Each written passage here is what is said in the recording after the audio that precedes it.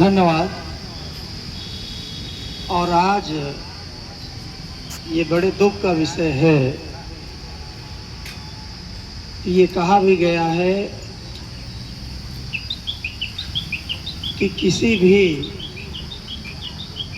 राष्ट्र के निर्माण में शिक्षक की अहम भूमिका होती है,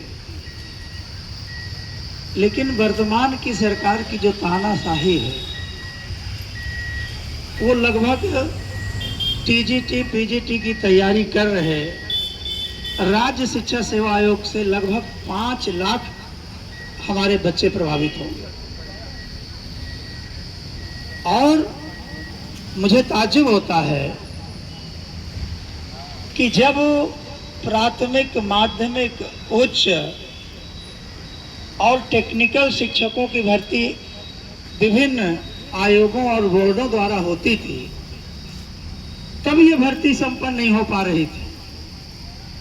और भारतीय जनता पार्टी का ऐसा तुगलकी फरमान कि उन्होंने प्राथमिक, माध्यमिक, उच्च और टेक्निकल एजुकेशन में जो शिक्षकों की भर्ती है उसके लिए एक आयोग बनाया, राज्य शिक्षा सेवा आयोग। और राज्य शिक्षा आयोग की जहां तक मुझे जानकारी है, अभी तक केवल उसकी 2 उपलब्धियां हैं। एक उपलब्धि ये है कि वर्तमान चेयरमैन के पहले जो चेयरमैन के पद पर मैडम गोरखपुर से आई थी, वो 2 साल तक बैठी रहीं और इसके बाद इस्तीफा देके चली गई। वर्तमान समय में पुलिस विभाग के व्यक्ति को वहां तैनात कर दिया गया अध्यक्ष के पद पर।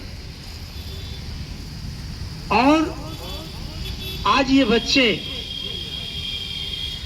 जो पुरानी नियमावली के अनुसार अपनी तैयारी कर रहे हैं, गांव से किसान का, मजदूर का बच्चा यहां आकर के किसी तरीके के किराए कमरे में रह करके वो इस आशा विश्वास के साथ तैयारी करता है कि हम यहां से विज्ञापन आएगा, प्रतियोगी परीक्षा देके सफल होकर के समाज की, राष्ट्र की सेवा करेंगे, अपने परिवार की जो मुसीबतें हैं उसको भी दूर करेंगे।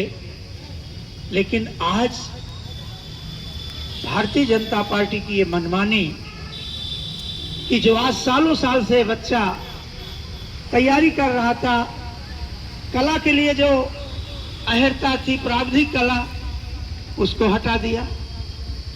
टीजीटी पीजीटी हो, चाहे हिंदी हो, इंग्लिश हो, विभिन्न विषय हो, संगीत, मतलब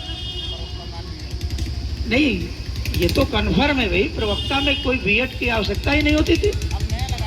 अब ये जो वर्तमान समय में इनका नियम आया है, एक तो एज की बाउंडेशन कर दी।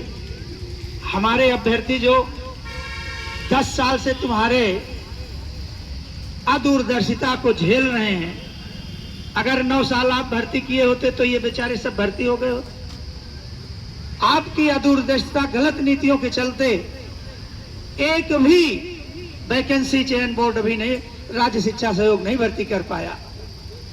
और जो बच्चा पीजीटी की तैयारी कर रहा था, वो चाहे हिंदी हो, चाहे इंग्लिश हो, चाहे केमिस्ट्री हो, चाहे फिजिक्स हो, पीजीटी के लिए अभी तक कोई बीएड की अहर्ता नहीं थी। अब जो 10-15 साल से बच्चा तैयारी कर रहा है और अचानक आप उन पर ये नियम ला दोगे कि आप बीएड हो तभी आप परीक्षा में बैठ सकते हो, तभी आप अहर होंगे, तो ये कहीं ना कहीं उनके सपनों पे कुठाराघात है। और मैं इस धरने के माध्यम से आप सब लोगों को आश्वस्त करने देना चाहता हूं कि जो ये अन्यायपूर्ण लड़ाई है, ये जो भारतीय जनता पार्टी का अन्यायपूर्ण रवैया है, इस लड़ाई में हम सब लोग आपके साथ हैं।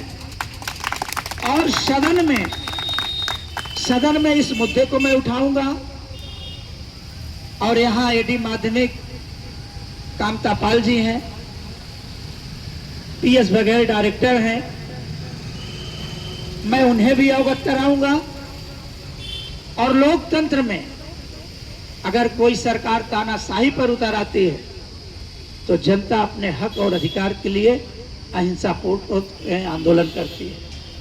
और जिस तरीके से आप शांतिपूर्वक से आंदोलन कर रहे हैं, मुझे आशा ही नहीं पूर्ण विश्वास है कि इस लड़ाई को हम लोग जीतेंगे।